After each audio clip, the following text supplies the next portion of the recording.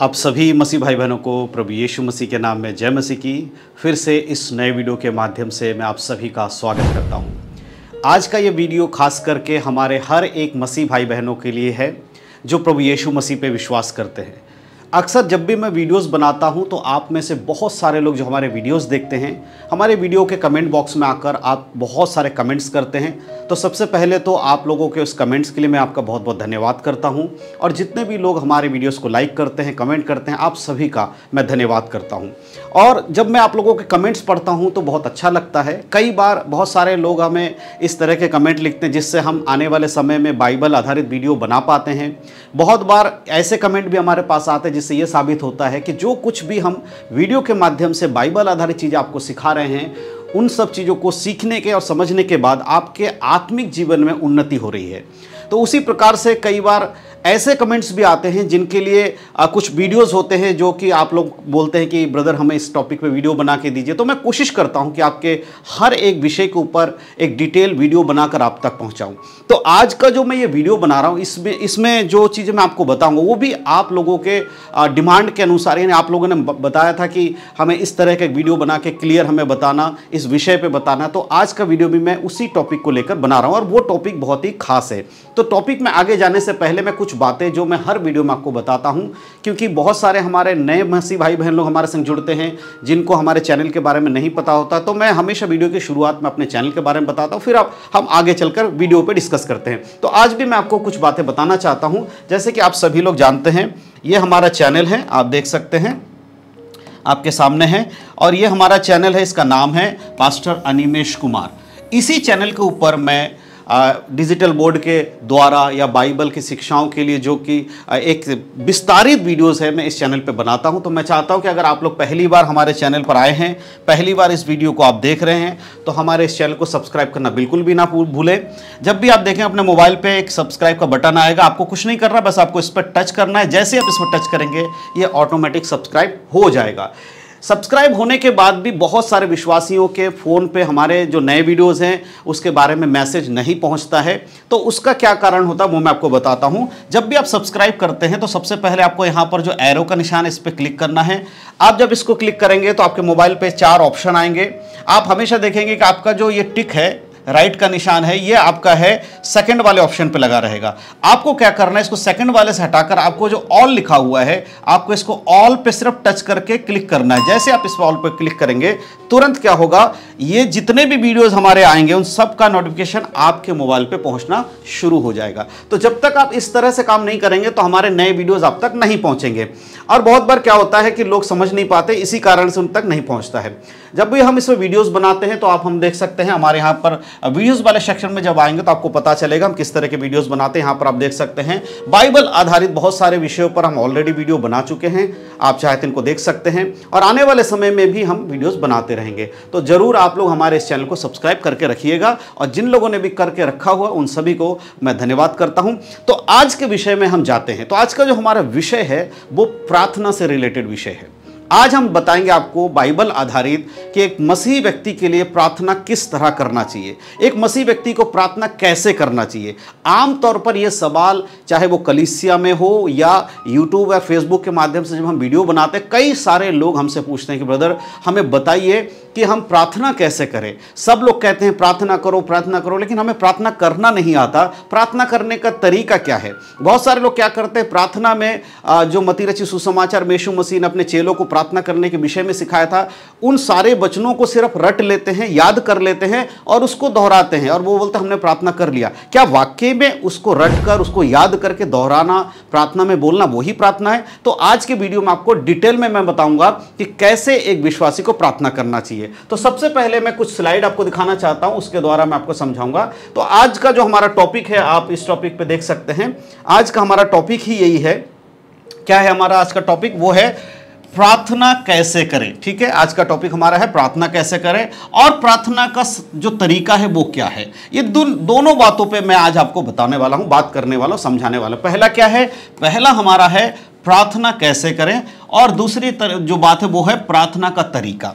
अब प्रार्थना कैसे करना है, प्रार्थना का तरीका क्या है, ये हर एक विश्वासी को मालूम होना चाहिए। ठीक है, यहां एक चित्र मैंने दिखाया है ताकि आपको समझ में आसानी से आ जाए। इस चित्र में एक व्यक्ति को दिखाया गया है जो कि प्रार्थना की मुद्रा में यानी कि प्रार्थना करते हुए दिखाया जा रहा है, जो कि प्रार्थना करते जैसे हम लोग नॉर्मली प्रार्थना करते हैं। कई लोग आंख बंद करके प्रार्थना करते हैं, कई लोग आंख खोल करके प्रार्थना करते हैं। तो ये दोनों चीजें जायज हैं, लेकिन यहां पर मैं सिर्फ समझाने के लिए बातें बता रहा हूं। तो सबसे पहली चीज हमें क्या समझना है, प्रार्थना केवल शब्द नहीं है। देखिए, जब भी बात आती है प्रार्थना कैसे करें, लोग बोलते हैं हम प्रार्थना करें, क्या बाइबल आधारित जो वचन है यीशु मसीह ने अपने चेलों को दिया उनको रट्टा मार लें, क्या उन शब्दों को दोहरा लें? तो यहां पर आपको समझना प्रार्थना केवल शब्द नहीं है। अगर हम एक वचन पढ़ते हैं याकूब उसका 5 अध्याय के 16 आयत, यहां लिखा है धर्मी जन की प्रार्थना का प्रभाव बहुत होता है। देखो, सबसे पहली चीज, जब एक धर्मी व्यक्ति, एक विश्वासी जो प्रभु यीशु मसीह पे विश्वास करता है, उसके वचन के अनुसार जीवन जीता है, उसकी प्रार्थना का बहुत असर होता है। कई बार आपने सुना होगा, कई सारे पास्टर्स होते हैं, लोग उनके पास जाते हैं, उनसे प्रार्थना कराते हैं और लोगों को लगता है कि उनके हाथ रखने से, प्रार्थना करने से सब ठीक हो जाएगा। लेकिन मैं आपको बताऊं, बाइबल क्या बताती है कि धर्मी व्यक्ति अगर है, चाहे वो पास्टर नहीं है, अगर वो पास्टर है भी नहीं, सेवा भी नहीं कर रहा है, वो एक विश्वासी है, एक अच्छा चेला है, यीशु मसीह के वचनों का पालन करता है, उसने बपतिस्मा लिया हुआ है और पूरी तरह से वो एक ऐसा जीवन जीता जो बाइबल आधारित है, उसकी प्रार्थना का भी असर है और होना भी चाहिए। बाइबल यही बताती है कि धर्मी जन की प्रार्थना का असर बहुत प्रभाव होता है। अर्थात क्या, इसका मतलब क्या है, प्रार्थना हमारे विश्वास और हृदय की स्थिति से जुड़ी है, सिर्फ बोलने से नहीं। कई बार बोलने से नहीं होता ना कि यीशु मसीह के नाम से ऐसा हो जाए, यीशु मसीह के नाम से वो हो जाए, यीशु मसीह के नाम से, ऐसा रट्टा मार के बोलने से प्रार्थना नहीं होता। हमारे हृदय की गहराइयों से जुड़ा होना चाहिए। जब हम प्रार्थना करते हैं, वो विश्वास हमारे अंदर होना चाहिए कि हम परमेश्वर से प्रार्थना कर रहे हैं। जब हम इस तरह प्रार्थना करते हैं तभी उसका असर होता है। इसलिए प्रार्थना विश्वास और हृदय की गहराई से जुड़ी है, सिर्फ बोलने से नहीं। इसका अर्थ क्या है, जैसे किसी मित्र से हम बात करते समय अपना हृदय सही और सच्चा होना जरूरी है। जैसे हम किसी अपने दोस्त से, मान लीजिए, मैंने उदाहरण ये क्यों लिया है क्योंकि ये उदाहरण बहुत आसान है समझाना। आपका बहुत ही घनिष्ठ, बहुत ही क्लोज एक फ्रेंड है या मित्र है जिससे आप बात करते हैं, जिसको आप सारी बातें बताते हैं, अच्छी बातें, बुरी बातें, जो आपसे गलती वो भी बता देते, जो आपसे अच्छा वो भी बता देते, तो अपने दिल की सच्चाई सब बताते हैं ना। ऐसा ही सच्चा हृदय, देखो मैं क्यों इस उदाहरण को ले रहा हूं, कुछ लोग लगे ऐसा उदाहरण लेने क्या मतलब है क्योंकि आज संसार में लोग मनुष्य पे ज्यादा भरोसा करते हैं, परमेश्वर पे नहीं। तो आप जिस तरह एक व्यक्ति पे भरोसा करके अपनी सारी बातों को बोल देते हैं, उसी रीति से जब आप प्रार्थना करते हैं, उसी तरह परमेश्वर से संवाद भी हृदय की सच्चाई आधारित होनी चाहिए। आप ऐसा नहीं है कि आप सोच रहे हैं मैं कुछ भी बोल दूं, परमेश्वर ऐसा है मुझे माफ कर दो। क्या परमेश्वर को पता नहीं आपने सच्चे दिल से माफी मांगा है, नहीं मांगा है? या किसी व्यक्ति के लिए प्रार्थना करो, प्रभु इसके जीवन में ये होना चाहिए, ऐसा होना, तो क्या परमेश्वर नहीं जानते कि आप सच्चे दिल से बोल रहे हो या नहीं बोल रहे हो? मनुष्य को आप धोखा दे सकते हो, परमेश्वर को नहीं। तो इसका मतलब है हमारा सच्चे हृदय से प्रार्थना होनी चाहिए। अब ये तो तरीका है, लेकिन अब मैं बताऊंगा कि इन सब चीजों को जो मैंने यहां बताया, इसको मैं एक एक करके क्लियर करूंगा। तो इन चीजों को आप समझ गए। अब आगे हम जाते हैं, अगले स्लाइड में हम कुछ बातों को बड़े ध्यान से देखेंगे। ठीक है, आप लोग भी देखिएगा।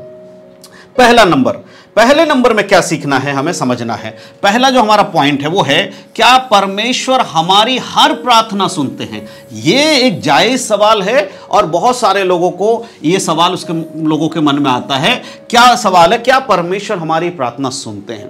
क्योंकि जिन लोगों को प्रार्थना जब करते हैं लोग, तो उनको अगर प्रार्थना को उत्तर नहीं मिलता, वो कहता है हमारी प्रार्थना परमेश्वर नहीं सुन रहा है, या थोड़ा देर से प्रार्थना को उत्तर मिला, वो भी ऐसी बात करते। तो अब देखते हैं इसका जवाब क्या। क्या वाकई में परमेश्वर आपकी प्रार्थना सुनते हैं कि नहीं सुनते हैं?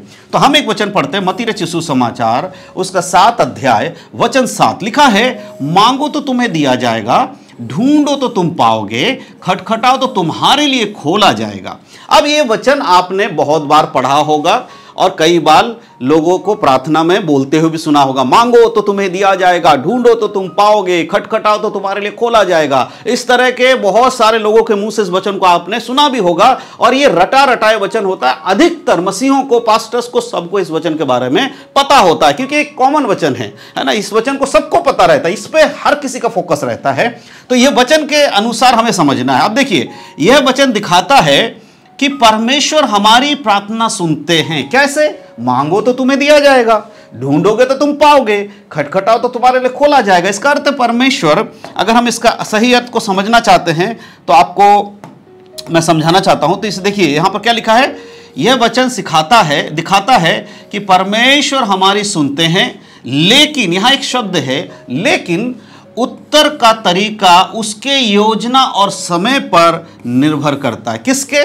परमेश्वर सुनते तो हैं, लेकिन वो जवाब आपको जो मिलेगा, उस प्रार्थना का उत्तर जो आपको मिलना है, वो आपके ऊपर निर्भर नहीं करता, वो परमेश्वर के ऊपर निर्भर करता है। लेकिन उसका तरीका उसकी योजना के समय पर निर्भर करता है। परमेश्वर ने सुन तो लिया है, लेकिन वो प्रार्थना का उत्तर आपको मिलेगा या नहीं मिलेगा, ये पूरी तरह से परमेश्वर पर निर्भर करता है। कैसे?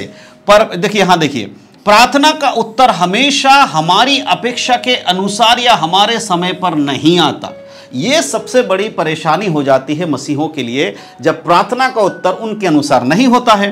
परमेश्वर अपनी बुद्धि और योजना के अनुसार हमें उत्तर देते हैं। यहां पर हर कोई राजी नहीं होता कि भाई क्यों परमेश्वर हमारी इच्छा के अनुसार हम प्रार्थना कर रहे तो प्रभु क्यों नहीं सुन रहा है। लेकिन समझिए, प्रार्थना का उत्तर कैसे परमेश्वर करता है? अपनी योजना के अनुसार हमें उत्तर देते हैं। कभी हाँ में उत्तर दे देते हैं, कभी कहते हैं कि परमेश्वर रुक जाओ, कभी कहते हैं परमेश्वर नहीं दूंगा। देखो, तीन बातें। पहली बात क्या है? परमेश्वर कहते हैं हाँ ठीक है, जो तुमने प्रार्थना में मांगा मिलेगा। दूसरा कहता है अभी नहीं मिलेगा। तीसरा परमेश्वर कह रहे हैं बिल्कुल नहीं मिलेगा। ये तीन बातें हैं परमेश्वर की योजना में। जब भी हम ये बात करते हैं प्रभु हमारी प्रार्थना को उत्तर देते हैं नहीं देते, तो इन तीनों को याद रखिएगा। प्रभु आपको हाँ में उत्तर दे सकते हैं, प्रभु आपकी प्रार्थनाओं का उत्तर रुक कर दे सकते हैं, और प्रभु आपकी प्रार्थना को उत्तर बिल्कुल भी नहीं देंगे। ये तीनों बातें इस वचन के अनुसार आपको समझना है, ठीक है। इसका अर्थ यह नहीं कि हमारी प्रार्थना नहीं सुनता, इसका अर्थ यह नहीं कि वो हमारी प्रार्थना नहीं सुनते, यानी परमेश्वर हमारी प्रार्थना नहीं सुन रहे, इसका यह अर्थ नहीं है, ठीक है। बल्कि वह जानता है, कौन? परमेश्वर जानता है कि हमारे लिए क्या और कब उचित है। देखो, हम प्रार्थना तो मांग लेते हैं, आप प्रार्थना तो मांग लेते हो, लेकिन आपको मालूम नहीं है ना कि आपके लिए क्या सही है क्या गलत है। जैसे एक उदाहरण के लिए, हमारे बच्चे हैं, छोटे बच्चे होते हैं, वो बहुत सारी बातों के लिए डिमांड करते हैं, उनकी इच्छाएं होती है, ये दिला दीजिए डैडी, वो दिला दीजिए मम्मा, ये दिला दीजिए, इस तरह वो बहुत सारी चीज़ों के लिए कहते हैं। लेकिन क्या आप उसे समय से पहले कोई चीज़ दिलाते हैं? जब वो छोटा होता, चलने भी नहीं लगा, अगर उसको साइकिल देख के अच्छा लग रहा है, क्या आप उसको साइकिल दिलाएंगे? नहीं। एक समय आएगा जब वो साइकिल चलाना सीखा, आप दिला देंगे। तो एक समय तक ही आप इंतजार करते हैं, लेकिन इसका यह मतलब नहीं कि आप उससे सुन नहीं रहे। उसी तरह कई बार हमारी प्रार्थनाओं में जो हम मांग रहे होते हैं, उन प्रार्थनाओं को परमेश्वर तभी उसका उत्तर देता है जब वो हमारे लिए जरूरत है ना। कई बार ऐसी चीजें, परमेश्वर ये चाहिए, वो चाहिए, परमेश्वर ये होना चाहिए, वैसा होना चाहिए, तो ये हमारे माइंड में होना चाहिए। जब आपके माइंड में ये सब बातें होंगी तो आपको प्रार्थना करने में कोई प्रॉब्लम नहीं होगी। तो प्रार्थना करने का तरीका मैं आपको बता रहा हूं, समझा रहा हूं, समझिए। इसके लिए उदाहरण के लिए एक वचन मैं आपको बताना चाहता हूं, दानियल की किताब 10 अध्याय 12 और 13। आप इसको डिटेल में पढ़िएगा, मैंने शॉर्ट में यहां बताया, आप डिटेल में पढ़ लीजिएगा। यहां दानियल की किताब में अगर हम पढ़ते हैं, लिखा है दानियल की प्रार्थना का उत्तर तुरंत मिल गया था, तुरंत भेजा गया था, लेकिन आत्मिक युद्ध के कारण देरी से पहुंचा। ये वाली घटना जब आप पढ़ेंगे दानियल की किताब 10 अध्याय 1 से लेके पढ़िएगा, समझ में आएगा। यहां पर आप देखते हैं दानियल जब प्रार्थना कर रहे थे तो क्या हुआ, उनकी प्रार्थना का उत्तर उन्हें काफी दिनों के बाद मिला। लेकिन जब वो स्वर्गदूत दानियल के पास है, उसने क्या कहा? तेरा प्रार्थना उसी दिन स्वर्ग में सुन लिया गया था। लेकिन आत्मिक लेवल पे, स्वर्ग के मंडलों में दुष्ट आत्माओं के संग स्वर्गदूतों की लड़ाई हुई, और उस प्रार्थना को उत्तर लेके स्वर्गदूत आकर उसको बताता है तेरी प्रार्थना सुन ली गई थी, लेकिन आत्मिक मंडलों में लड़ाई हो रही थी।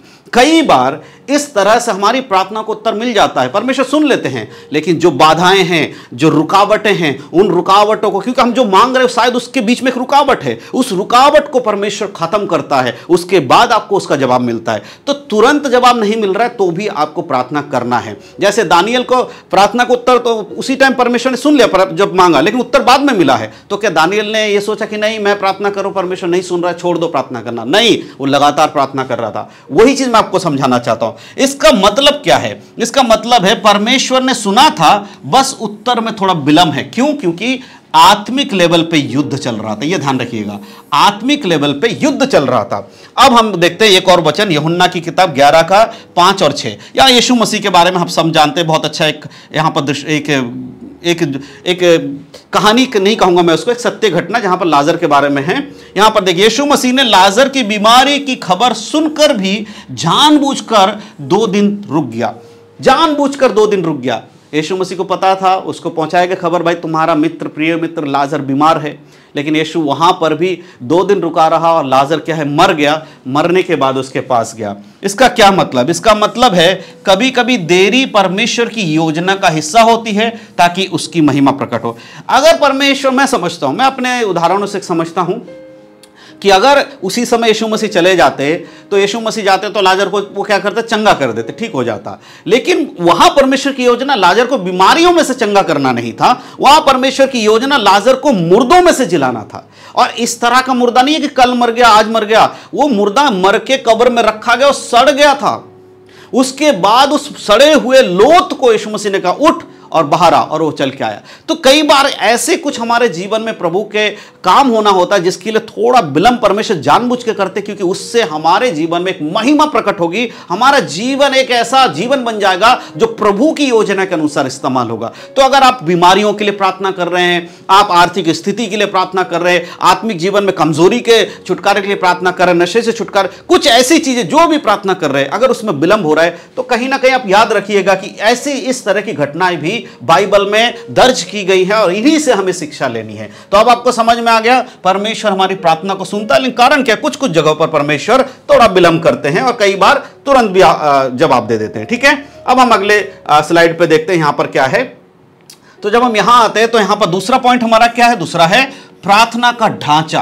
अब यहां ढांचा देखना है। अभी तक हमने प्रार्थना करने से उत्तर मिलेगा नहीं मिलेगा वो समझा है, अब हम देखेंगे प्रार्थना करना कैसे। ठीक है, 2 पॉइंट था ना, प्रार्थना कैसे करें और प्रार्थना का तरीका। तो अब हम देखेंगे प्रार्थना करने का तरीका। तो इसमें 5 मुख्य बातें जो मैं आज आपको बताऊंगा, और ये उसी वचन से है जहां पर लोग कहते हैं यीशु मसीह की प्रार्थना, जब यीशु मसीह ने अपने चेलों से कहा जब तुम प्रार्थना करो तो इस रीति से किया करो, और कई लोग इस प्रार्थना को रट्टा मार के याद करके ऐसे ही सिर्फ बड़बड़ाते हैं, जो लिखा वही बोल देते हैं।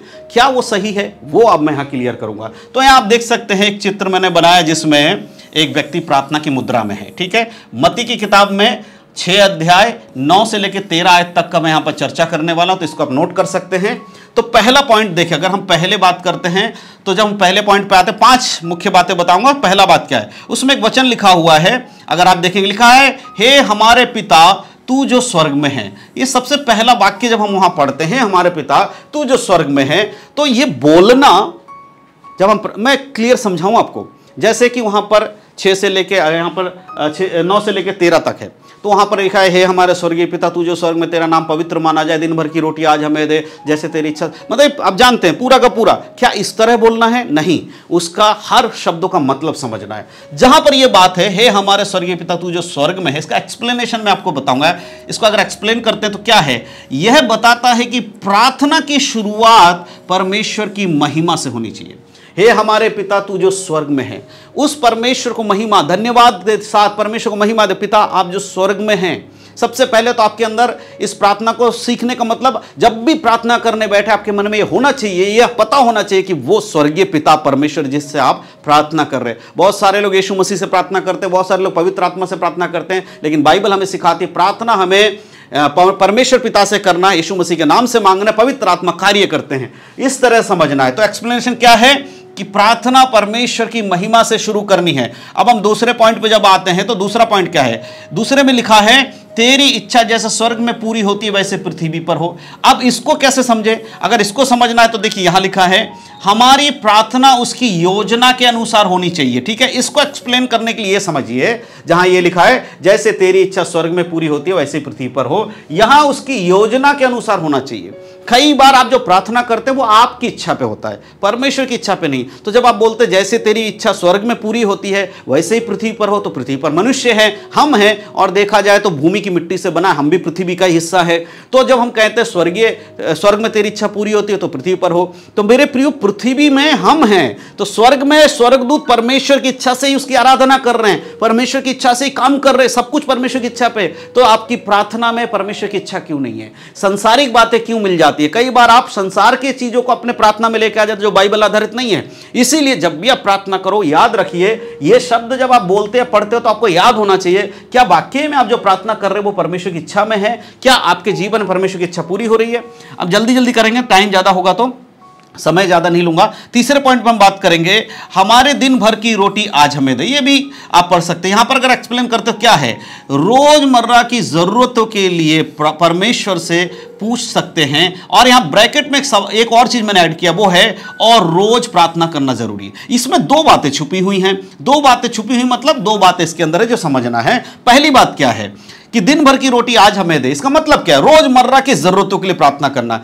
आज क्या खाएंगे उसके लिए हमें प्रार्थना करना चाहिए। कल क्या खाएंगे, परसों क्या खाएंगे, मेरे बच्चे क्या खाएंगे, उसके बाद क्या होगा, मेरी पीढ़ी क्या खाएगी, ये सब सोचकर उसका क्या होगा। यानी हमें आज की चिंता नहीं, हमें कल की चिंता है। कई सारे मसीही लोग कल के फ्यूचर की चिंता कर रहे हैं कि मैं आज भले भूखा मर जाऊं, कल मैं भूखा नहीं मरना चाहिए। लेकिन बाइबल क्या कहती है, आज की चिंता तुम्हारे लिए काफी है, कल की चिंता मत करो, क्योंकि कल हम होंगे या नहीं होंगे मालूम नहीं। यीशु आ जाएगा तो भी हम चले जाएंगे, हमारा शरीर का मृत्यु हो जाएगा तो भी हम चले जाएंगे। तो इस हिसाब से प्रभु का यह वचन कहता है आज की रोजमर्रा यानी कि डेली की जरूरतों के लिए प्रार्थना करना चाहिए। तो जो ब्रैकेट में मैंने दिया एक और पॉइंट, वो है रोज प्रार्थना करना जरूरी। मान लीजिए आज की रोटी के लिए मैंने प्रार्थना कर लिया, तो कल की रोटी के लिए मैंने आज तो प्रार्थना किया नहीं, तो मुझे कल प्रार्थना करना पड़ेगा। तो इसका मतलब दो बातें हैं, पहली बात रोज की रोटी के लिए प्रार्थना करना, दूसरी बात डेली करना है। तो आज मैंने आज के लिए किया, कल मैं कल के लिए करूंगा। तो ये दो बातें इसमें शामिल है जो आपको समझना है, इसलिए डेली प्रार्थना बहुत इंपॉर्टेंट है। अब हम चौथे पॉइंट पे जब आते हैं, चौथा पॉइंट है हमारे अपराध क्षमा कर। ठीक है, हमारे अपराध क्षमा कर। अगर इसको हम समझे तो लिखा है प्रार्थना में दूसरों को माफ करना जरूरी है। कई बार आप प्रार्थना करते हैं, प्रभु मैं धन्यवाद देता हूं परमेश्वर, ये है वो है, बहुत चीज बोलते हैं, लेकिन आपने बहुतों के साथ आपका मेल नहीं है, बहुतों के लिए अपने मन में बुराई करके बैठे हुए हैं। आप जब प्रार्थना कर रहे हो आपको पता है कि उस आदमी से आपके दुश्मन है, आप अंदर कूड़े पड़े हो, उसको मैं ऐसा कर दूंगा, उसको मैं वैसा कर दूंगा, उसने मेरे साथ दे धोखा किया है, उसने मुझे बर्बाद किया, मैं उसे छोड़ूंगा नहीं। एनीथिंग, कुछ भी आपके मन में है जो दूसरों की बुराई के लिए है, तो आपको क्या लगता है ये वचन टूट नहीं रहा है, आप हमारे अपराधों को क्षमा करते हो। इसको पूरा आप जब पढ़ेंगे उस वचन में पढ़ लीजिएगा, मैं बता रहा हूं, वहां लिखा है जैसे हम अपने अपराधियों को क्षमा करते हैं तू भी हमारे अपराध क्षमा कर। जब तक आप किसी को क्षमा नहीं कर रहे हो और आप परमेश्वर से प्रार्थना कर रहे हैं कि वो आपके पाप क्षमा कर दे, ये संभव नहीं है। इसीलिए प्रार्थना इन तरीके से करना है कि जैसे हमने अपने अपराधियों को क्षमा किया, आप भी हमारे अपराध को क्षमा कर। इसलिए जब भी प्रार्थना करने बैठो, याद आए अगर किसी के लिए तुम्हारे मन में बुराई है, वचन में लिखा है यदि वेदी के सामने तो अपना बलिदान लेके आता है और तुझे याद आता है कि तेरे भाई के मन में तेरे प्रति बुराई है, यहां तक कि तेरे मन में नहीं तेरे भाई के मन में है, तो सबसे पहले अपने बलिदान वेदी के सामने रख दे, अपने भाई से मिलकर उसके बाद आकर अपने बलिदान को चढ़ा। तो यह बहुत इंपॉर्टेंट है। अब हम पांचवें पॉइंट पर बात करेंगे, आखिरी पांच, इस स्लाइड का पांचवा पॉइंट, वहां लिखा है हमें बुराई से बचा। यह भी बहुत जरूरी है। एक्सप्लेन में क्या है, प्रार्थना हमारी सुरक्षा का मार्गदर्शन है। देखिए हमारा युद्ध किसी मांस और लहू से नहीं है। बाइबल बताती है हमारा युद्ध मल युद्ध मांस और लहू से नहीं, परंतु दुष्ट आत्मा के सेना और अधिकारियों से जो आकाश में प्रभुता करती है। इसका मतलब किसी इंसान से हमारी कोई शत्रुता नहीं है। जिसके मांस और लहू है ना इंसान, उससे हमारी कोई शत्रुता नहीं है, ना ही किसी मसीह की होनी चाहिए। लेकिन हमारी शत्रुता किससे? आकाश में प्रभुता करने वाले दुष्ट आत्मा की सेना से, और उससे हम लड़ने में अक्षम हैं। हम नहीं लड़ सकते हैं, हमारे पास इतनी ताकत नहीं है कि हम दुष्ट आत्मा का सामना करें। लेकिन जब हम मसीह में होते हैं, प्रभु में होते हैं, तो वो हमें सामर्थ्य देता है उसका सामना करने का। एक नॉर्मल व्यक्ति, एक नॉर्मल इंसान शैतान का सामना नहीं कर सकता, लेकिन एक विश्वासी जो यीशु मसीह में विश्वास करता है, उसके अंदर वो सामर्थ्य होता है, पवित्र आत्मा का सामर्थ्य होता है जो शैतान को हरा सकता है। इसीलिए आपको और हमें प्रार्थना में परमेश्वर से मांगना है कि हमें बुराई से बचाए, यानी कि बुरे कामों से बचाने के लिए शैतान जब हमारे जीवन में परेशानी को या हमारे बुद्धि को कंट्रोल करके हमें गलत चीजों में ले जाता है, उससे छुटकारा पाने के लिए हम परमेश्वर से प्रार्थना करते हुए एक मार्गदर्शन मांगना है। परमेश्वर हमें किस मार्ग पे जाना है, कैसे चलना है, वो आप हमें दीजिए। तो ये 5 तरीके मैंने उस वचन में से निकाले हैं जो मत्ती की किताब में यीशु मसीह ने अपने चेलों को सिखाया। पहला, हमारे तू जो स्वर्ग में है उसके तू जो स्वर्ग में तेरे क्या है, हे हमारे पिता तू जो स्वर्ग में, उसको समझने के लिए परमेश्वर की महिमा करना है। दूसरा, तेरी इच्छा जैसे पृथ्वी स्वर्ग में पूरी है तो पृथ्वी पर हो, उसकी इच्छा के अनुसार होना चाहिए। हमारे दिन भर की रोटी आज हमें दे, हमारे अपराध क्षमा कर और हमें बुराई से बचा। ये मुख्य 5 वचनों को, 5 पॉइंट्स को अगर आप क्लियर कर लेते जो मैंने आज आपको बताया, इस तरह से प्रार्थना करना है। वहां जो वचनों को लिखा हुआ से रट्टा नहीं मारना है, इन बातों को संदर्भ में समझते हुए जो आप बोलते हैं ये सारी चीजें उसमें होनी चाहिए। यह है प्रार्थना करने का तरीका। ठीक है, मैं विश्वास करता हूं कि समझ में नहीं आया तो आप वीडियो को पीछे जाके फिर से देख लीजिएगा। मैं ज्यादा और एक्सप्लेन नहीं करूंगा, नहीं समय ज्यादा हो जाएगा। अब हम एक और आखिरी स्लाइड में आके इसको समझने की कोशिश करेंगे। यहां पर अगर हम आते हैं तीसरे पॉइंट पे, जल्दी जल्दी खत्म करेंगे, बहुत लंबा वीडियो हो रहा है। ठीक है, तीसरा पॉइंट है प्रभावशाली प्रार्थना का रहस्य। आपकी प्रार्थना अच्छी हो, मजबूत हो, उसके लिए क्या करना। बाइबल का कुछ संदर्भ समझ लेते जल्दी जल्दी। यहां एक चित्र है जिसमें आप समझ सकते हैं लोग प्रार्थना कर रहे हैं, दिखाने के लिए मैंने समझाने के लिए लगाया है। मरकुस की किताब उसका 11-24 में शॉर्ट में अगर मैं बताऊं तो लिखा है विश्वास के साथ प्रार्थना करो। इस वचन में क्या लिखा है, इसीलिए मैं तुमसे कहता हूं कि जो कुछ तुम प्रार्थना करके मांगो तो प्रतीति कर लो कि तुम्हें मिल गया और तुम्हारे लिए हो जाएगा। परमेश्वर का वचन कहता है एक प्रभावशाली प्रार्थना, ऐसी प्रार्थना जिसका उत्तर मिलना चाहिए, प्रभाव होना चाहिए उस प्रार्थना में। उसका जो सार है वो यही है, विश्वास के साथ प्रार्थना करो। जो कुछ भी आप बोलते हो बाइबल आधारित, ऐसा नहीं है कि मैं समझ रहे हो ना, गलत चीजों के लिए नहीं, जो बाइबल आधारित जो सही है उसके लिए मांगो और यह विश्वास करो कि परमेश्वर वो आपके लिए करेंगे, कर चुके हैं। वो विश्वास के साथ आपके अंदर होना चाहिए। ठीक है, बाइबल संदर्भ में एक प्रभावशाली प्रार्थना। दूसरा पॉइंट हम देख लेते हैं, याकूब की किताब उसका 5:16 उसमें लिखा है धर्मी जन की प्रार्थना प्रभावशाली होती है। शॉर्ट में, धर्मी जन की प्रार्थना प्रभावशाली होती है। कैसे? इसीलिए तुम आपस में एक दूसरे को सहने, अपने अपने पापों को सामने अपने अपने पापों को मान लो। यानी इसलिए तुम आपस में एक दूसरे के सामने अपने अपने पापों को मान लो और एक दूसरे के लिए प्रार्थना करो जिससे चंगे हो जाओ। धर्मी जन की प्रार्थना के प्रभाव से बहुत कुछ हो सकता है। सबसे पहली चीज, धर्मी जन के प्रार्थना से सबसे पहले सब कुछ हो सकता है, लेकिन यहां आगे ऊपर लिखा हुआ है एक दूसरे के सामने अपने अपने पापों को मान लो। अगर आपके प्रति किसी और के प्रति पाप, उससे माफी मांग लो, मान लो, गलती एक्सेप्ट कर लो, मेल कर लो। यहां पर भी वही चीज है, वो कर लो जिससे तुम चंगे हो। कई बार बीमारियां इसलिए नहीं जाती हैं क्योंकि आपका एक दूसरे से मेल नहीं है। प्रार्थना हजारों दिन से कर रहे हो, बार बार का हजारों बार कर रहे हो, चंगे नहीं हो रहे हो। यह भी एक कारण हो सकता है कि आपका परमेश्वर के जो वायदा परमेश्वर के साथ आपका जो वाचा है या जो बातें प्रभु ने आपको दिया वो उसको आप फॉलो नहीं कर रहे।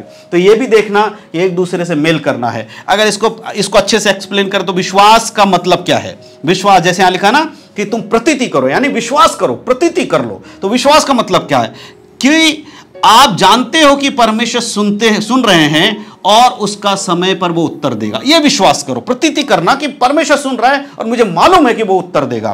क्षमा का मतलब क्या है कि क्षमा करना, कि जैसे तुम अपने अपने यहां वचन पढ़ा ना, पापों को मान लो एक दूसरे के सामने। तो क्या है वो कि हमारे हृदय में बुराई या गुस्सा नहीं होना चाहिए। यह प्रार्थना के समय यह ध्यान रखना चाहिए। हम एक दूसरे को क्षमा कर देंगे, एक दूसरे से बात कर लेंगे, माफी दे देंगे, वो भी माफ कर देगा, मैं भी माफ कर दूंगा, फिर कभी भी क्या हमारे मन में उसके प्रति बुराई आएगा? नहीं आएगा। तो इसका मतलब एक दूसरे के बुराई हमारे हृदय में होगा ही नहीं, तो हम सच्चे हृदय से प्रार्थना कर रहे हैं। तीसरा, धैर्य का मतलब क्या है ना, और कुछ बहुत सारे प्रभाव होते हैं। तो धैर्य रखना क्या है? जवाब तुरंत नहीं मिल सकता, लेकिन विश्वास बनाए रखना जरूरी है कि जवाब तो तुरंत शायद नहीं मिलेगा, लेकिन हमें विश्वास है कि हमारी प्रार्थना परमेश्वर ने सुन लिया है। यह है इसका सार मेरे प्रियो। एक प्रभावशाली प्रार्थना का रहस्य है ये। जो इसको समझ जाएगा उसका प्रार्थना का तरीका बदल जाएगा, उसका जीवन बदल जाएगा। ठीक है, अब आपको यह समझना है और इसी के अनुसार चलना है। अंतिम स्लाइड फटाफट मैं बता के खत्म करना चाहता हूं। अंतिम जब हम आते हैं, चौथा पॉइंट में हम आते हैं, प्रार्थना आत्मा की सांस है जो परमेश्वर के से संबंध बनाए रखती है। एक मसीह के लिए प्रार्थना कितना जरूरी है। जैसे एक व्यक्ति के शरीर के लिए श्वास लेना जरूरी है, हम सांस लेते हैं उससे हमारा शरीर जीवित रहता है, उसी तरह बिना प्रार्थना के एक मसीही जीवन मरा हुआ है। जब वो प्रार्थना करता है तो उसके शरीर, उसका आत्मिक श्वास क्या है? प्रार्थना। एक मसीह व्यक्ति का आत्मिक सांस क्या है? प्रार्थना है। ठीक है, अब पहला थिस्सलुनीकियों 5:17-18 में अगर हम पढ़ेंगे, लिखा है निरंतर प्रार्थना में लगे रहो, हर बात में धन्यवाद करो, क्योंकि तुम्हारे लिए मसीह यीशु में परमेश्वर की यही इच्छा है। अगर प्रार्थना नहीं कर रहे तो परमेश्वर की इच्छा तुम पूरी ही नहीं कर रहे हो। कहते हैं ना, हाँ परमेश्वर मैं आपकी इच्छा पूरी करूंगा।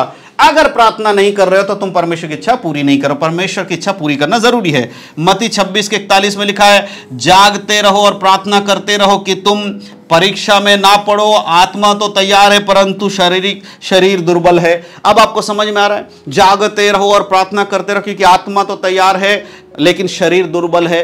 प्रार्थना नहीं कर रहे तो आपका श्वास नहीं चल रहा ना। एक व्यक्ति का जो श्वास नहीं चलता तो उसका क्या मतलब है? उसका मतलब वो मरा हुआ है। तो जो व्यक्ति मसीह व्यक्ति प्रार्थना नहीं करता वो कैसा मसीह है? मरा हुआ मसीह है। इसीलिए इन बातों को समझिए कि आत्मा का श्वास है प्रार्थना, ठीक है। यह दिखाता है कि संश्वास लेना हमारे जीवन के लिए आवश्यक है, उसी तरह प्रार्थना हमारे आध्यात्मिक जीवन यानी कि आत्मिक जीवन के लिए जरूरी है।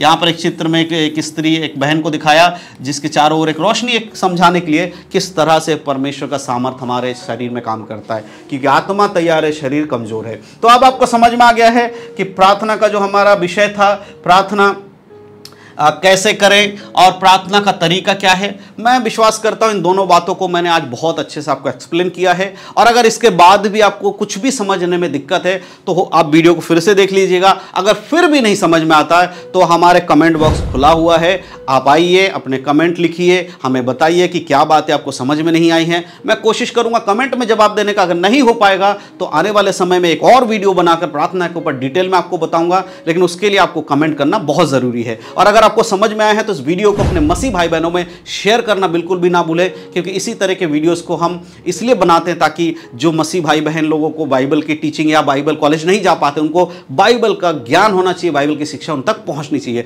तो मैं विश्वास करता हूं इस वीडियो के माध्यम से जो कुछ भी आज आपने सुना वो आपके जीवन में आशीष का कारण बनेगा। आप सभी को प्रभु यीशु मसीह के नाम में जय मसीह की। अगले वीडियो में फिर से मिलेंगे, तब तक के लिए सबको जय मसीह की।